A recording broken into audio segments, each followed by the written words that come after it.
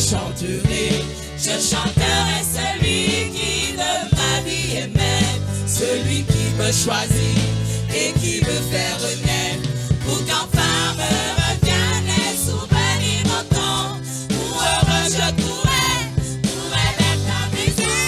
Je vais crier à toi, plutôt que de me plaindre. Je veux compter sur toi, renouer à nouveau. L'espérance et la joie seront dans ta présence. Je veux crier à toi, mon sauveur et mon Dieu.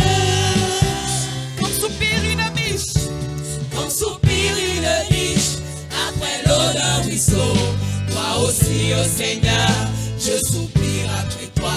J'ai soif de toi, mon Dieu, d'être là devant toi, de venir dans ton temps, me présenter à toi, pour qu'enfin me reviennent les souvenirs d'antan.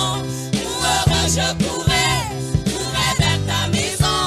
Je voudrais retrouver cet amour et ce feu, encore une fois brûlé, être fou amoureux de toi, attaché à tes pas, vibrer à ta parole et au son de ta voix.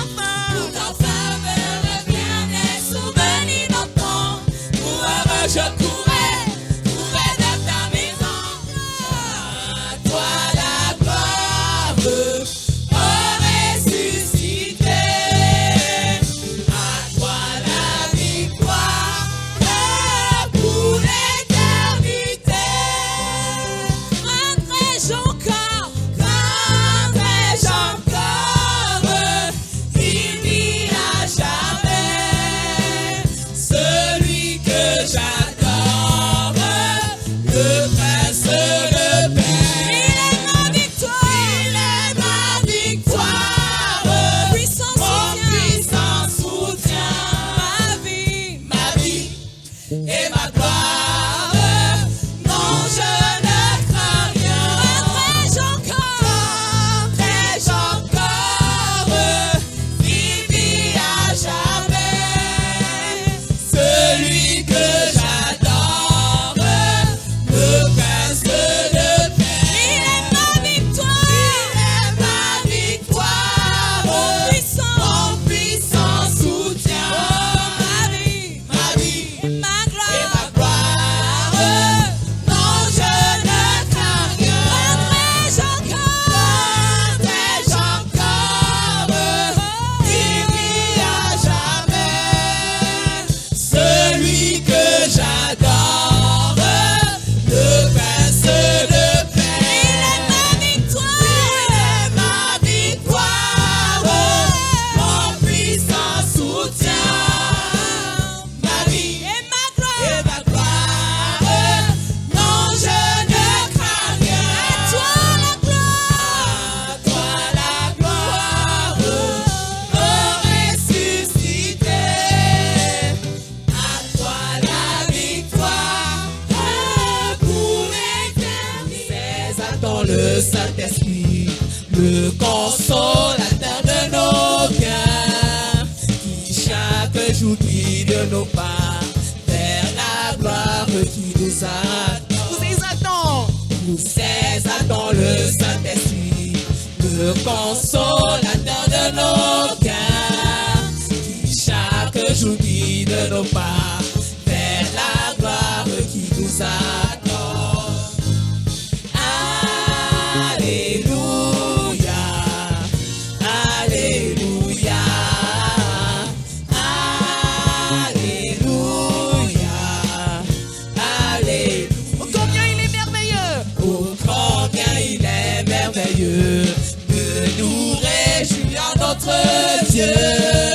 La joie et l'amour il nous donne pour les transmettre au monde entier. Oh combien, Oh, combien il est merveilleux de nous réjouir en notre Dieu.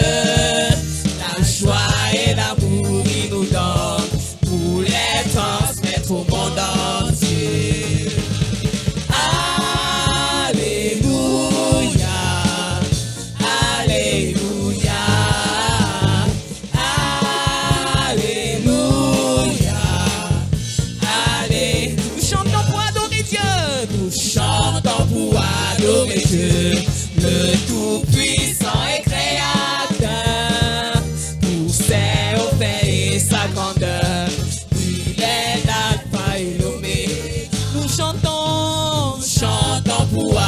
adorer Dieu, le Tout-Puissant et Créateur. Tout sait auteur et sa grandeur, qu'il est l'alpha et l'oméga. Alléluia. Le message évangélique de ce matin a pour thème des cris de détresse à Dieu sans réponse. Des cris de détresse à Dieu sans réponse. Je m'en vais ainsi lire dans le livre de Luc, chapitre 16, versets 23 à 24 et 27 à 31. C'est un passage que nous connaissons tous très bien. Amen. La Bible dit, dans le séjour des morts, il leva les yeux et tandis qu'il était en proie au tourment, il vit de loin Abraham et Lazare dans son sein. Il s'écria, « Père Abraham, aie pitié de moi et envoie Lazare pour qu'il trempe le bout de son doigt dans l'eau et me rafraîchisse la langue, car je souffre cruellement dans cette flamme. » Le riche dit, « Je t'en prie donc, Père Abraham, d'envoyer Lazare dans la maison de mon père, car j'ai 5 frères. C'est pour qu'il leur atteste ces choses, afin qu'ils ne viennent pas aussi dans ce lieu de tourment. » Abraham répondit, « Ils ont Moïse et les prophètes, qu'ils les écoutent. » Ils ont Moïse et les prophètes, qu'ils les écoutent. Bien-aimés dans le Seigneur, dans le message évangélique de ce matin, le Seigneur veut nous épargner du désastre de nous retrouver dans une position ou dans une condition où nous crions vainement à Dieu. Pour cela, nous allons voir 3 types de cris à Dieu sans réponse. Des cris de détresse. Amen. Il y a des cris de détresse qu'on adresse à Dieu, mais qui ne peuvent pas être suivis de réponse. Les hommes qui meurent sans Christ se retrouvent immédiatement en affaire. Il n'y a rien à faire. Les cris de détresse qu'ils peuvent émettre à partir de l'enfer ne peuvent pas avoir de réponse de la part de Dieu, parce qu'il se fait trop tard. Amen. Ces cris de détresse que le mauvais riche pouvait émettre à partir de l'enfer, pour lui, n'étaient d'aucun profit. Parce que c'était de son vivant qu'il avait la possibilité de se réconcilier avec Dieu et d'avoir le salut. Amen. Donc c'est maintenant que tu peux crier à Dieu. C'est maintenant que tu peux crier à Dieu avec succès, afin qu'il ait compassion de toi, qu'il te libère du péché et qu'il te donne le salut en Jésus-Christ. Toi qui m'écoutes, c'est maintenant ou jamais que tu peux crier à Dieu pour qu'il te donne le salut, qu'il pardonne ton mal, tes crimes, tes péchés et qu'il te sauve. Parce qu'après la mort, il n'y a plus rien. Il n'y a plus d'espoir. Amen. C'est pendant que tu vis, c'est pendant que nous vivons tous que nous pouvons implorer la grâce de Dieu sur nos vies, sur nos proches. Car après la mort, il n'y a plus d'espoir. Amen. Ça, c'est le premier type de cri. Le cri des gens qui sont déjà en enfer et qui pensent qu'il y a encore de l'espoir. Ils crient à Dieu, comme le mauvais riche implorait le secours d'Abraham. Mais c'était tard pour lui. Il n'y avait plus d'espoir, rien à faire. Amen. Le deuxième type de cri concerne les cris qu'on adresse à Dieu pour les gens qui sont déjà morts, pour qu'ils soient sauvés. Amen. C'est des cris vains. C'est des cris absolument vains. Les vivants ne peuvent plus rien pour les morts. Amen.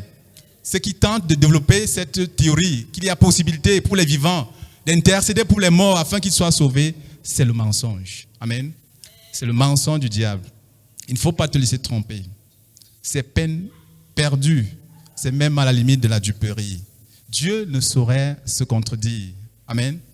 La Bible dit clairement dans Hébreux 9, 27, « Et comme il est réservé aux hommes de mourir une fois, une seule fois, après quoi vient le jugement. » Donc il ne faut pas te laisser bercer par ce mensonge qui consiste à te faire croire que tu peux vivre ta vie, tu peux mener ta vie comme tu entends, et tu meurs sans Christ. Derrière, les gens vont faire un miracle pour que tu sois sauvé. Peine perdue. Amen.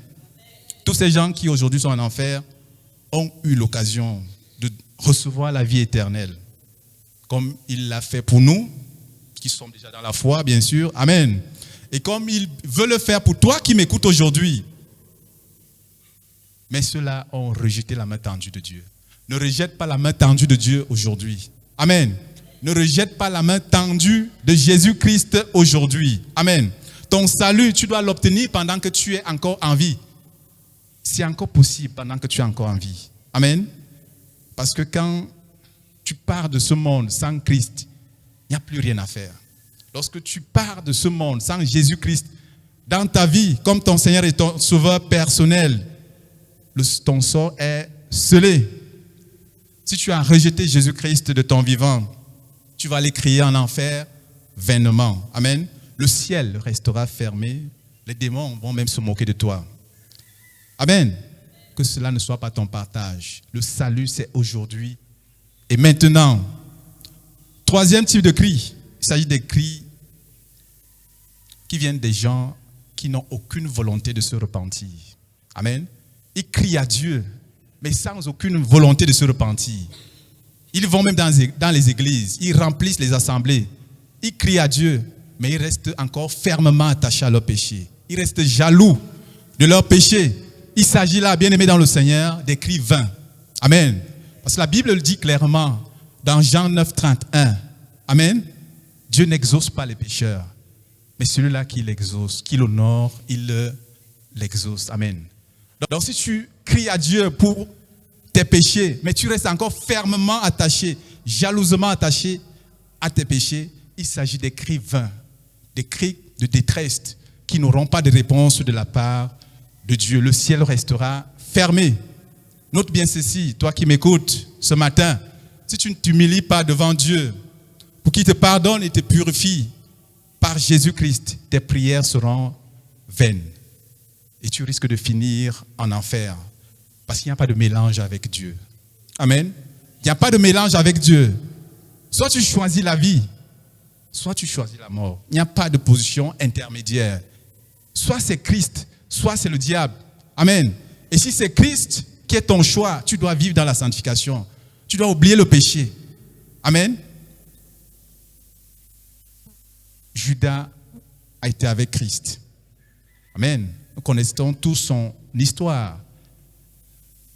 Il a été avec Christ, mais il n'avait jamais fait le choix de Christ. Il n'avait jamais fait le choix de la vie. Il a eu du remords pour son péché, mais cela ne l'a pas conduit à la repentance. Il faut que nous soyons clairs. Amen. Pas de repentance, pas de salut. Pas de repentance, pas de salut possible. Amen. C'est maintenant, bien-aimé dans le Seigneur, que tu dois crier efficacement à Dieu pour qu'il te libère du péché. Amen. Pour qu'il te délivre. Alléluia. Avant qu'il ne retire son souffle. Parce qu'à partir du moment où il a retiré son souffle, tu ne t'es pas repenti sincèrement, authentiquement, il n'y a plus d'espoir. Amen. Tu n'as pas reçu Jésus-Christ. Il n'y a plus d'espoir. La prière que Dieu exauce dans ce troisième cas-là, c'est la prière de repentance. Dieu n'exauce pas le pécheur, mais il exauce le pécheur. Il écoute le pécheur à partir du moment où il s'humilie devant lui. À partir du moment où il a pris la ferme résolution intérieure de se libérer du péché. Amen. Et là, sa grâce agit. Voilà le cri auquel Dieu est attentif. Peut-être que tu as longtemps crié à Dieu, mais tu demeures esclave du péché. C'est possible que Dieu change ta condition ce matin par Jésus-Christ. Peut-être que tu aurais reçu un enseignement foncièrement faux par lequel on t'a amené à croire que si tu meurs sans Christ, il y aura toujours de l'espoir pour toi, que les gens vont organiser des neuvaines derrière toi pour que ton âme parvienne miraculeusement au ciel. C'est un grossier mensonge. Amen. Les vivants ne peuvent plus rien pour les morts. Amen. Les vivants ne peuvent plus rien pour changer le sort des morts. C'est pourquoi tu dois impérativement recevoir le Christ tant que tu vis. C'est un impératif. Dis à quelqu'un, c'est un impératif. C'est un impératif de recevoir le Christ. Amen. J'ai soif de ta présence, tu t'enchères de ma foi.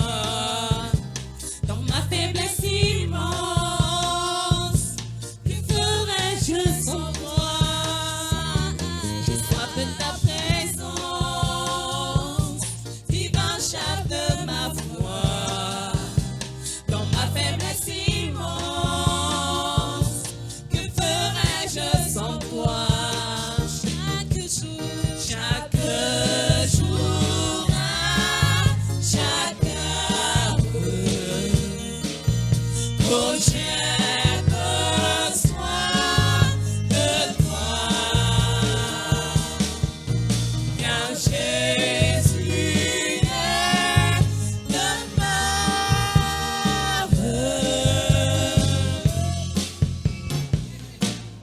auprès de moi.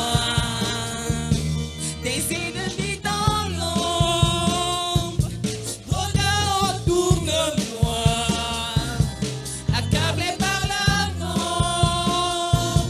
Que ferais-je sans toi?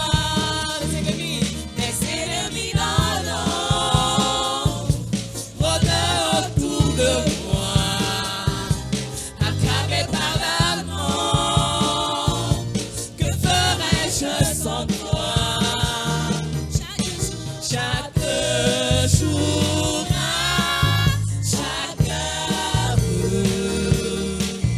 oh j'ai besoin de toi. Viens Jésus, demeure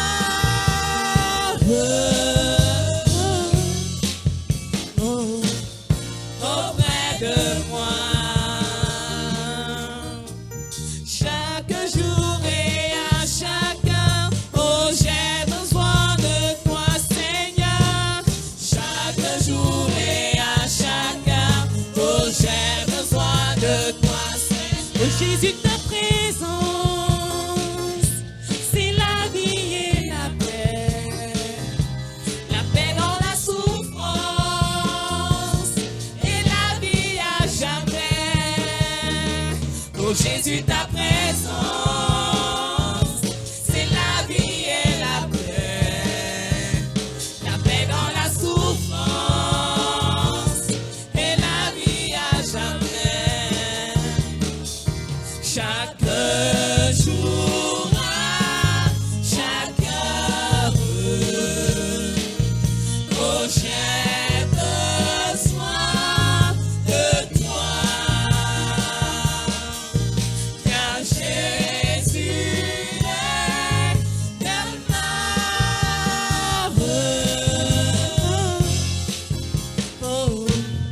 auprès de moi.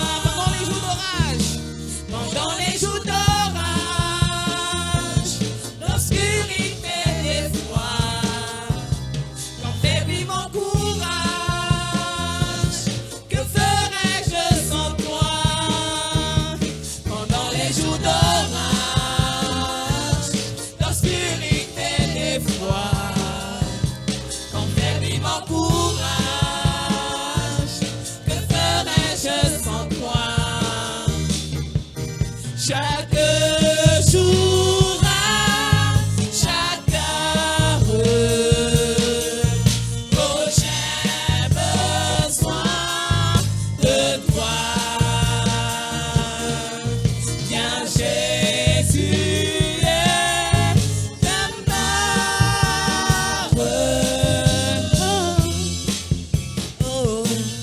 auprès de moi. Ce matin, le Seigneur voudrait continuer à nous exhorter par rapport à la soif de Dieu. Vous savez, nous sommes à une phase très importante de l'histoire de l'Église dans cette nation. Le Seigneur veut produire un réveil puissant, pas seulement dans cette nation, mais dans le monde. Parce que le Seigneur veut apprêter son Église par rapport à son avènement. Et vous savez, sans cela, sans l'Esprit de Dieu, ce n'est pas possible d'apprêter l'Église. Il faut que lui-même bâtisse. Il a dit que lui-même devait bâtir l'Église.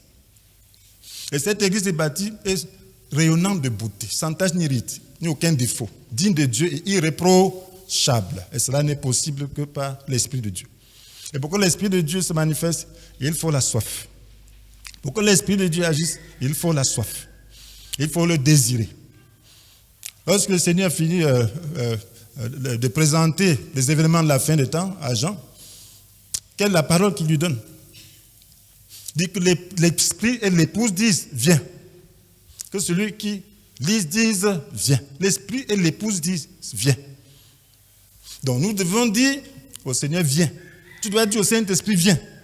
Et lorsque tu dis « viens », c'est parce que tu as soif, c'est parce que tu as besoin de lui.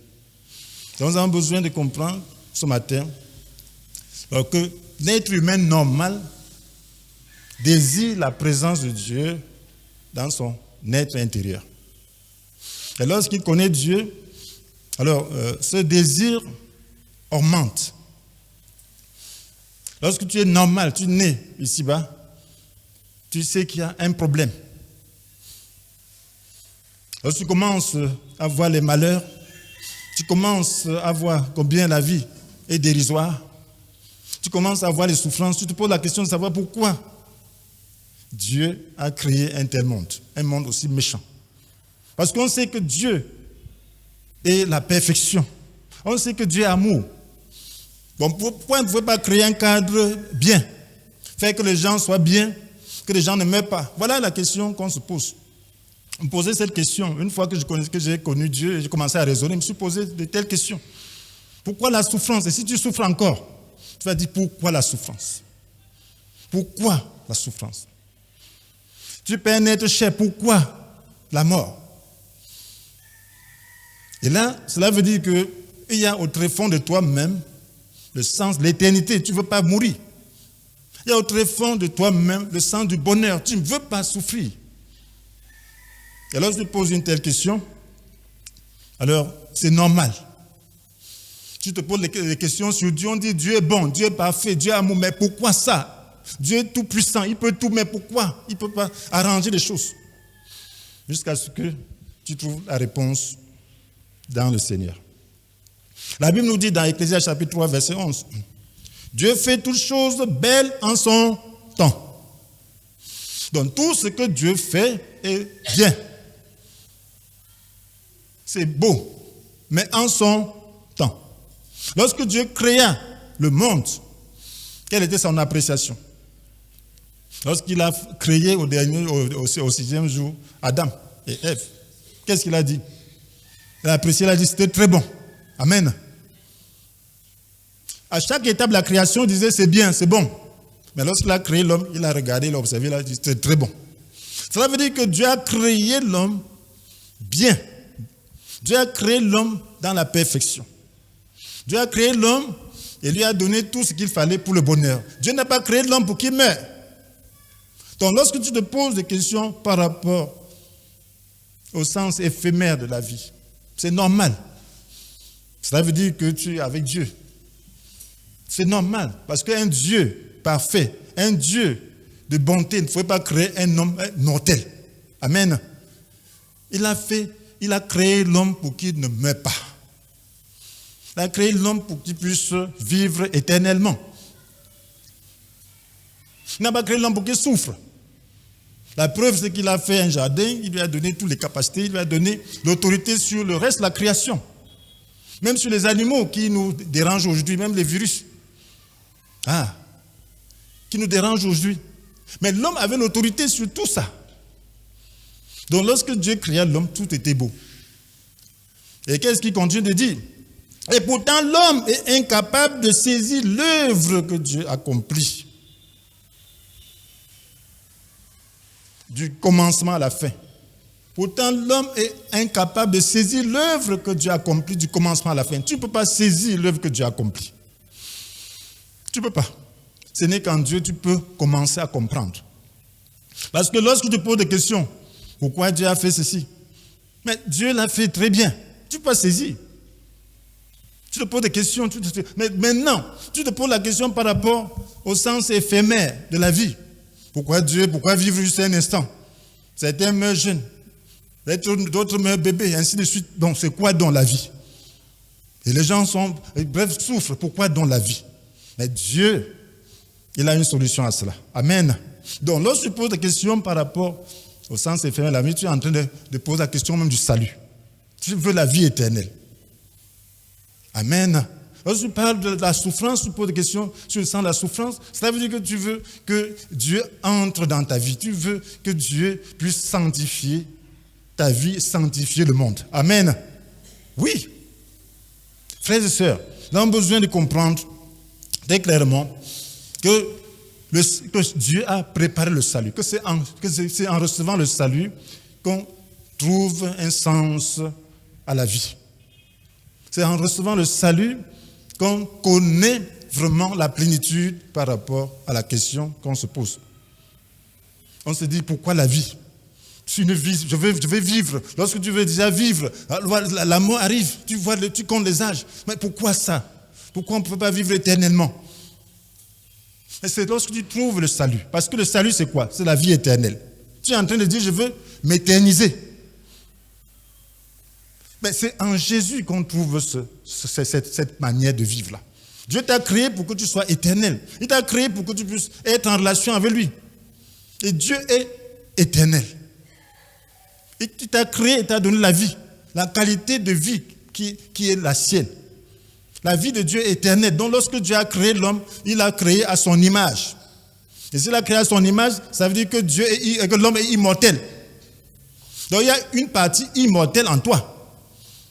Mais cette partie immortelle, parce qu'elle a perdu le contact avec Dieu, est comme si elle n'existait pas. C'est ton esprit. Amen. C'est cet esprit-là qui, au fond de toi, crie. Pourquoi vivre si peu? Donc le corps, c'est pour s'adapter à ce monde et vivre dans ce monde. Le corps a perdu sa qualité de vie éternelle à cause de la désobéissance. Mais l'esprit est là. Mais l'esprit est mort parce que séparé de Dieu. Donc tu ne peux avoir la vie éternelle donc, que lorsque tu renoues la relation avec Dieu, avec ton Créateur. Qu'est-ce que la Bible nous dit concernant la vie éternelle? Dans 1 Jean chapitre 5, versets 11 et 12. Et qu'affirme ce témoignage. Il dit que Dieu nous a donné la vie éternelle et que cette vie est en son Fils. Dieu nous a donné la vie éternelle, cette vie est en son Fils. Donc si tu reçois Jésus, tu reçois la vie éternelle. Celui qui a le Fils a la vie. Celui qui n'a pas le Fils de Dieu n'a pas la vie. Donc maintenant, tu commences à trouver la réponse à ta question de savoir pourquoi Dieu a créé l'homme juste pour un temps, pour qu'il vive un temps. Non, il ne l'a pas créé pour qu'il vive juste un temps. Parce que tu ne saisis pas l'œuvre que Dieu a accomplie. Lorsqu'il a fait, il ne l'a pas fait pour que l'homme vive juste un instant. Il l'a créé pour qu'il vive comme lui. Mais en dépendant de lui, en vivant de sa vie. Maintenant, lorsque tu reçois Jésus, l'homme ayant péché, il fallait une solution, c'est Jésus. C'est Jésus qui porte la vie éternelle. Si tu reçois Jésus, tu as la vie éternelle. Tu es réconcilié avec Dieu. Et si tu es réconcilié avec Dieu, cela veut dire que tu as la vie en toi-même. Voilà pourquoi le salut apporte la joie. Lorsque quelqu'un reçoit vraiment le Christ, il y a la joie. Sa raison est renouvelée. Quand j'ai reçu le Christ, j'ai trouvé la joie. Oui, je pouvais mourir. Je pouvais laisser tout. Parce que j'ai trouvé le sens à ma vie. Parce que Dieu avait mis au fond de moi le sens de l'éternité. Je voyais que cette vie, quand je regardais la vie, je ne voyais que cette vie. Mais elle passait, elle était pleine de souffrances. J'étais malade. Donc la vie dont servait à quoi? Je me posais des questions. Mais quand j'ai trouvé le salut, la vie éternelle, j'étais tellement content. Je dansais, moi seul. Je lisais ma Bible, je dansais. Donc, c'est ça la vie. Lorsque tu trouves la vie, tu es content. Tu as trouvé ce que tu avais perdu. Donc, la soif, c'est quoi? La soif, c'est quand tu te rends compte que quelque chose ne va pas. Celui qui ne se rend pas compte que quelque chose ne va pas ne peut pas être sauvé. Il faut que tu comprennes que quelque chose ne va pas. Qu'une vie sur cette terre, ça n'a pas de sens. S'il faut juste vivre comme ça n'a pas de sens. Pour être détruit, ça n'a pas de sens. Donc, au fond de toi-même, ton esprit réclame ça. Mais comme l'esprit est dans une mort spirituelle, tu ne le ressens pas. Donc, quand l'évangile est prêché, alors ça crée cette soif. Parce que l'évangile, pour que tu puisses répondre à son appel, doit toucher ton esprit. Parce que le message de l'évangile doit être spirituel. Il faut que ça dépasse le cap de ta raison pour toucher ton esprit. Ton esprit donc saisit le bienfait de l'évangile, saisit la valeur de Dieu. Ton esprit est éclairé et commence à saisir les choses de Dieu. Et c'est là que la soif devient intense. Lorsque Dieu veut sauver les gens, il envoie la soif. Tu désires, tu veux tout donner. Tu veux tout donner pour avoir cela. Voilà pourquoi, lorsqu'il y a la soif, les gens se repentent. Les gens sont prêts à tout. Même si on leur demandait de payer n'importe quel prix, ils paieraient pour avoir la vie. Quelqu'un qui a soif. Tu as fait 3 jours sans boire. Si on te vend 1 litre d'eau à 20 000, tu vas acheter. Amen. Si tu peux pas trouver l'eau ailleurs. Si on te vend à 50 000, tu as l'argent, tu vas acheter. Amen. Parce que l'eau, c'est la vie. Puis tu es en train de mourir. Donc les gens ne comprennent plus le sens de la vie éternelle parce qu'ils ne saisissent pas. Ils n'ont pas soif. Si tu as soif de Dieu, tu es prêt à tout. Tu es prêt à tout. Donc il faut la soif. Lorsque tu as cette soif, c'est Dieu qui l'a mise. C'est Dieu qui l'a exacerbée avec sa parole. Et lorsque tu te saisis de ça, tu ne peux plus vivre sans Dieu. Quand j'ai cru, on m'a conseillé, je suis allé, on me dit, c'était une sœur là. Je suis allé à une campagne, j'avais déjà cru. Maintenant, pour le conseil, on dit voilà, le baptême, bon, si tu veux te baptiser, on m'explique le baptême. Je dis que oui, tu veux te baptiser quand? Je dis le plus tôt. On dit non, dans un mois. Il dit non, si Jésus revient. J'ai refusé, il dit je veux me baptiser là. Elle m'a embrassé, il dit tu as vraiment cru. Il dit tu pensais que j'étais en train de jouer? Il ressemble à quelqu'un qui joue. Moi je ne joue pas, je ne jouais pas. Alléluia. Quand je veux faire quelque chose, j'étais sérieux. Alléluia. Donc quand je dis je veux faire ci, je ne m'abuse pas. Donc pensez que je joue, que je suis en train de jouer quelque chose qui s'est passé à moi là. Je dis mais si Jésus revient là, je ne suis pas baptisé, je vais faire comment? Donc j'étais agressif. Alléluia. Là, qu'elle m'a dit que non, tu as vraiment cru. Elle voulait essayer pour... Alléluia. Donc c'est ça la soif. Je ne veux pas que quelque chose manque à mon salut. On dit baptême, oui. On m'explique, on me dit que tu attends encore. Je dis que jamais. Vous allez me baptiser. Alléluia. Vous allez me baptiser le plus tôt possible. C'est ça la foi. Si tu demandes ton baptême, là, on va te baptiser. Alléluia. C'est toi. J'ai baptisé des gens la nuit. Il y a une sœur, c'était une camarade de classe de seconde à l'époque. Bon, mais elle a cru. Finalement, une des sœurs l'a amenée chez moi. Avant, elle s'amusait. Mais une nuit, 20 h, on arrive chez moi. Qu'elle ne peut pas dormir si elle ne se baptise pas. Alléluia. J'étais encore étudiant. Hein? Je suis allé la baptiser dans un cours d'eau là-bas. Dans la nuit. Ah, mais elle ne pouvait plus dormir. C'est ce qu'on appelle la soif. Alléluia. Tu ne peux plus dormir. Parce que tu vois l'enfer. Tu vois que c'est grave. C'est ça la soif. Donc il faut avoir soif. Je suis allé la baptiser avec 3 autres sœurs et un frère. Alléluia. Donc c'est pour dire que mon frère, ma sœur, la lumière de la bonne nouvelle doit éclairer l'homme. Nous avons besoin de réveil dans cette nation. Pas de la religion, mais du réveil. Nous avons besoin de gens qui sont prêts à tout donner pour le salut. À payer tous les prix possibles. Parce qu'ils ont reçu la lumière. Pas pour appartenir à une religion, mais pour être en relation avec Dieu. Pour renouer la relation qui a été brisée. C'est de ça qu'il est question. C'est que la religion n'a pas de sens sans la relation. L'organisation n'a pas de sens sans la relation personnelle de chacun. Il faut être engagé vis-à-vis de Dieu. Et saisir Dieu. Frères et sœurs, lorsque tu reçois la vie, donc, tu dois rechercher pas seulement une petite vie. Qu'est-ce que Jésus est venu donner? Une vie petite. Il est venu donner une vie abondante. Jean chapitre 10, verset 10. Donc, lorsque tu as goûté à un repas, on te dit goûte pour voir si tu peux manger. Tu goûtes, c'est bon. Tu vas faire comment? Tu as l'appétit, tu as faim. Ça crée l'appétit, n'est-ce pas? Tu dis apportez-moi. Tu vas manger. C'est la même chose. Si tu as goûté et senti que Dieu est bon, il faut maintenant avoir une relation totale avec lui. Mes frères et sœurs, quelle est cette mollesse, cette apathie que les chrétiens ont aujourd'hui? Ils ont goûté que Dieu est bon pour eux. Amen. Si tu as goûté que Dieu est bon, tu dois chercher le meilleur en Dieu. Tu dois chercher à ce que Dieu soit davantage bon, qui te comble pleinement.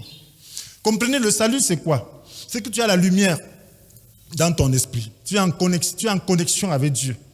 Cette connexion qui a été brisée, t'est restituée. C'est au niveau de l'esprit. Maintenant, il faut que l'esprit devienne fort et que l'esprit se répande sur tout ton être, se répande sur tout ton corps, se répande dans toute ta vie. On appelle ça sanctification. Il faut maintenant que l'Esprit puisse transformer ton âme. Amen. Une goutte d'eau ne va pas couler, ça va s'arrêter là. Mais il faut donc une vie abondante. Il faut que tu te connectes à la source et que tu deviennes toi-même une source. Et que ton âme soit imprégnée de la justice de Dieu. Tu ne peux pas créer ta justice. Dieu a créé l'homme pour qu'il reste attaché à lui et vive de sa vie. La vie de Dieu, c'est la sainteté.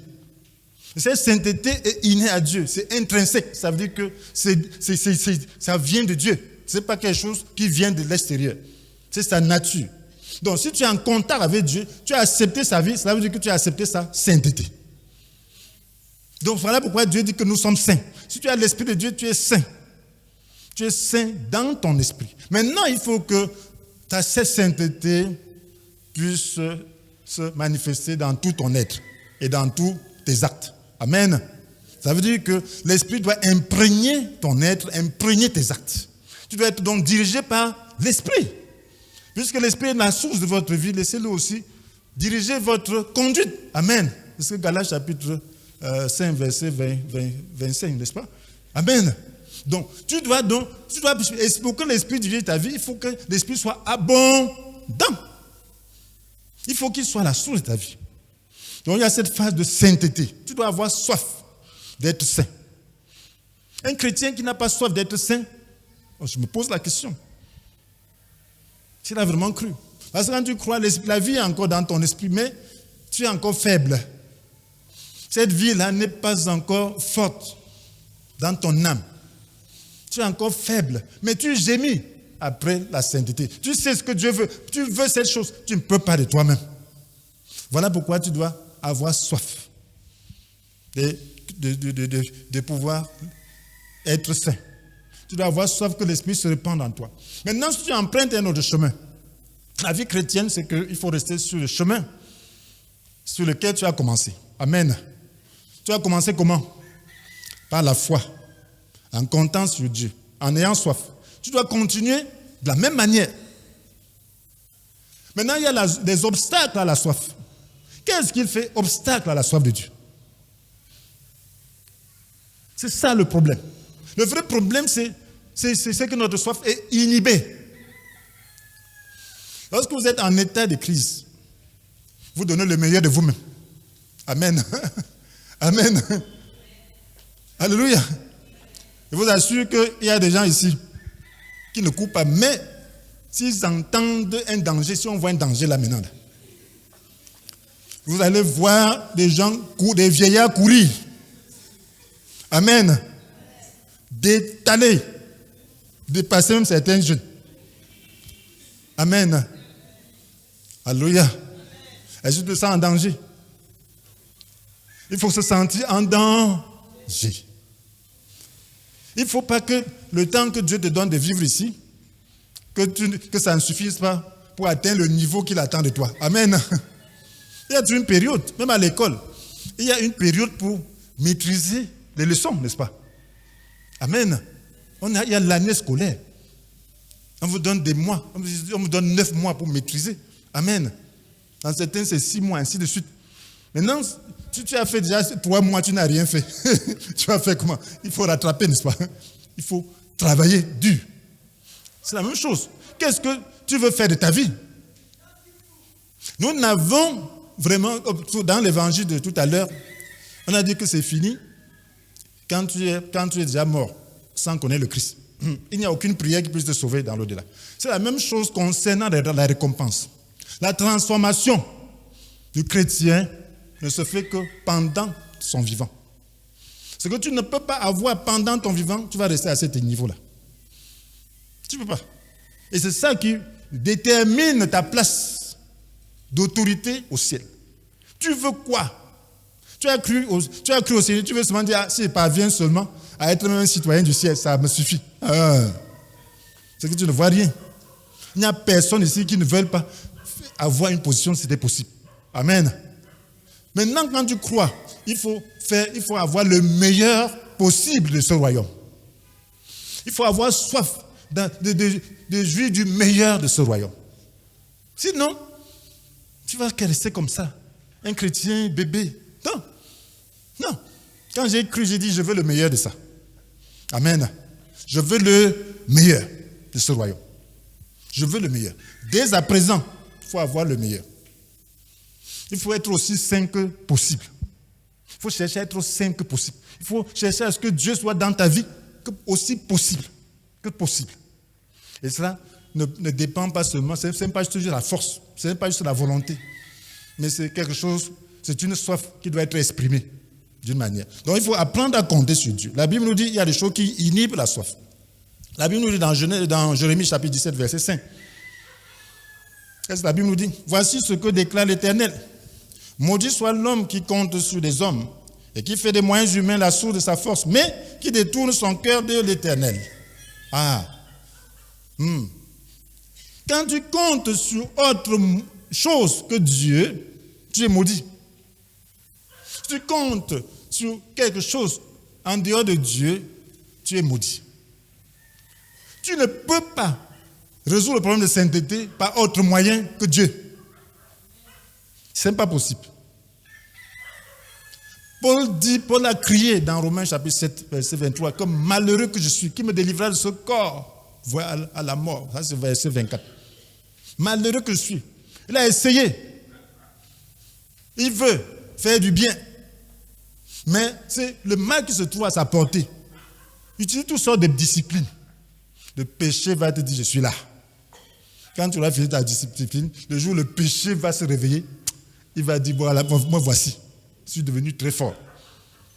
Seul Jésus est la solution au péché. Seul l'Esprit de Dieu est le remède du péché. Dieu a dit, je répandrai sur vous une eau pure afin que vous deveniez purs. Ça c'est Ézéchiel 36, n'est-ce pas? Je vous purifierai de toutes vos souillures, de tous vos idoles. Donc, c'est lui qui purifie. C'est l'Esprit de Dieu qui doit purifier. Donc, quand tu as des problèmes de péché, tu dois avoir soif de l'Esprit de Dieu. Tu dois avoir soif, tu dois regarder à la solution de la croix. Voilà pourquoi Paul a dit, Dieu soit loué. Amen. Au verset 25 de Romains chapitre 7. Que c'est par Jésus-Christ. Après, il dit, il n'y a donc plus de condamnation. Maintenant, donc, il n'y a plus de condamnation pour ceux qui sont unis à Jésus-Christ. Car la loi de l'Esprit qui nous donne la vie dans l'union avec Jésus-Christ a libéré la loi du péché et de la mort. Donc il y a la loi de l'Esprit. Ce qui est important, c'est que tu puisses permettre à ce que l'Esprit soit en toi et qu'il impose sa loi. Amen. Le péché a une loi. Amen. La nature humaine a une loi. Donc l'Esprit a une loi.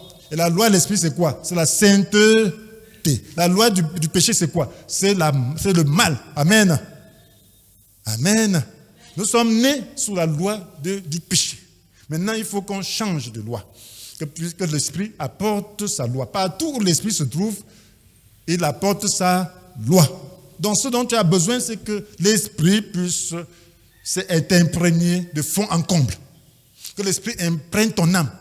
L'Esprit imprègne ton corps. L'Esprit imprègne tes activités. Et impose sa loi, qui est la loi de vie, la loi de sainteté, la loi d'abondance, la loi de bénédiction et non de malédiction. Amen. Alléluia. Amen. Le diable a apporté la malédiction. Et le monde entier est sous la coupe du diable. Maintenant, ce que tu dois faire, c'est ne pas se retrouver sous la coupe du diable. C'est demeurer toujours sous la coupe de Dieu. Amen. Manifesté par l'Esprit. Alléluia. Donc, il faut donc être conduit par l'Esprit. Il faut que l'Esprit imprègne ton âme. Il faut que l'Esprit imprègne tout ton être. Il faut que l'Esprit imprègne ta tête, ta pensée, tes émotions. Amen. Il faut que l'Esprit imprègne ta vie. Donc, là, maintenant, tu vas commencer à penser comme Christ. Amen. Sentir comme Christ. Amen.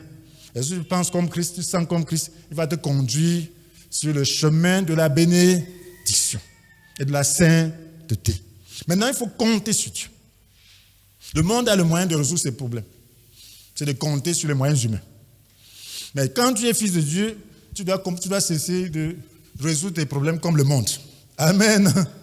Tu dois commencer à chercher la solution en Dieu. Compter sur Dieu. Qu'est-ce qu'il continue de dire dans Jérémie chapitre 17 là? Il dit, nous avons dit, voici ce que déclare l'Éternel. Maudit soit l'homme qui compte sur les hommes et qui fait des moyens humains, la source de sa force, mais qui détourne son cœur de l'Éternel. Il est comme quoi? Comme un buisson dans le désert. Il ne verra pas venir le bonheur. Amen. Il ne verra pas venir le bonheur. Amen. Il aura pour demeure un aride désert, une terre salée où n'habite personne. Il aura pour demeure un aride désert, une terre salée où n'habite personne. Imagine-toi, tu es dans le désert. Il n'y a rien. C'est la mort, non? Parce que tu comptes sur quoi? Sur les hommes et sur les moyens humains. Cesse de compter sur les hommes. Tu as cru en Dieu, compte sur Dieu. Tu as compté à lui, tu as compté sur lui et il t'a donné la vie. Compte sur lui et la vie va abonder. Amen. La vie là va abonder et s'écouler, s'épancher sur tout ton être et sur ta vie. Plus cette vie abonde, plus tes problèmes sont résolus. Puisque tout est foi, tout est possible à celui qui croit, non? Amen. Amen. Et qu'est-ce qui accomplit la foi? C'est la vie, c'est l'esprit. Hein? Alléluia. C'est l'esprit qui est notre bénédiction. Pendant que le diable, c'est l'esprit du diable qui est la bénédiction des gens qui ne connaissent pas Dieu. Mais c'est l'esprit de Dieu qui est notre source de bénédiction. Amen. Parce que l'esprit de Dieu combat pour nous. L'esprit de Dieu influence les hommes pour nous. L'esprit de Dieu arrange nos circonstances. Et si tu ne l'as pas en abondance, ça ne va pas donner. Amen. Donc voilà pourquoi, lorsque tu es plein de l'esprit, même tes circonstances sont contrôlées. Parce que là, quand tu pries, tu répands l'esprit. Et les démons s'en vont. Le complot des démons échoue. La prière là, ce n'est pas qu'on demande à Dieu, fais comme non. La prière là, il a déjà tout donné. Amen. La prière, c'est manifester la vie de Dieu, manifester la puissance de Dieu. Nous avons accès à sa puissance, nous avons accès à son esprit. C'est l'esprit qui est difficile pour entrer, pénétrer l'homme. Parce qu'il faut que l'homme cède. Il est un gentleman. Si tu ne cèdes pas, il reste là. Amen. Tu ne l'impliques pas dans quelque chose, il ne s'implique pas. C'est ça l'esprit. Tu peux accéder à sa puissance facilement. Mais l'esprit de Dieu, il doit te pénétrer pendant que tu concèdes. Tu dis, je concède cette partie-là de mon être. Prends contrôle. Il va prendre contrôle. Il est là, il n'attend que ça. Et tu dois avoir soif. Amen. La Bible dit dans Jean chapitre 7, verset 37, que celui qui a soif, que celui qui a soif vienne à moi, que celui qui croit boive. Amen. Tu as soif, viens à Christ. Et ta foi va permettre que tu boives. Donc, le défi du chrétien, c'est la soif. Beaucoup de chrétiens n'ont pas soif. Lorsqu'ils ont des problèmes, ils regardent à gauche, à droite. Ils regardent à gauche, à droite. Qui peut faire ça? Qui peut faire ça? Ils cherchent partout, sauf là où se trouve la solution. Partout, sauf là où se trouve la solution. Alors que la pratique devrait être, tu t'enfermes, tu pries. Tu pries, tu lis ta Bible, tu pries. La solution va venir. Tu ne vas pas tâtonner. Quand tu vas sortir, tu sauras où tu pars. Parce que le chemin est tracé dans ton cœur. Amen. Amen. Je vous assure qu'il y a certaines choses que tu n'arrives pas à faire. Tu fais tout et tout, tu n'arrives pas à faire. Parce que Dieu n'a pas permis. Donc il faut faire attention. Donc il faut avoir soif de grandir. Voilà maintenant ce que le Seigneur dit dans la suite du verset, de Jérémie 17, verset 5 à 8 là. Il dit, béni soit l'homme qui se confie en l'Éternel et place sa confiance en l'Éternel. Béni.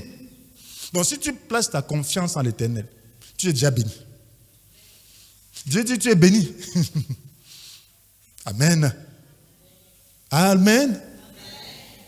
Amen. Cessez de regarder les gens et vous plaindre. Personne ne t'a amené dans ce monde. C'est Dieu. Tout va vers ce Dieu-là. Et tu vas voir qu'il est fidèle.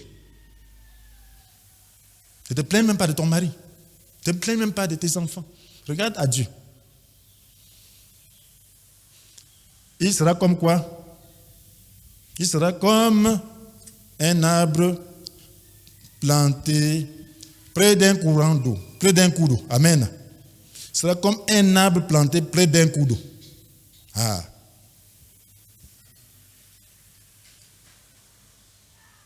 Et comment ça se passe?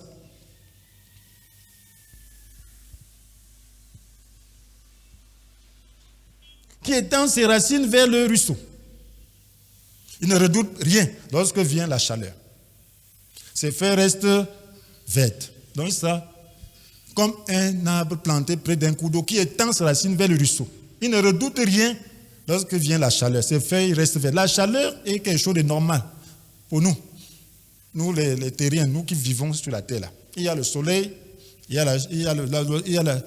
le froid, il y a la chaleur. Amen. Donc maintenant, quand la chaleur vient, il ne faut pas que tes feuilles flétrissent. Amen. Mais sinon, maintenant, si les feuilles, si l'arbre n'a pas étendu ses racines jusqu'à un cours d'eau, quand le soleil frappe, il n'y a pas de ressources.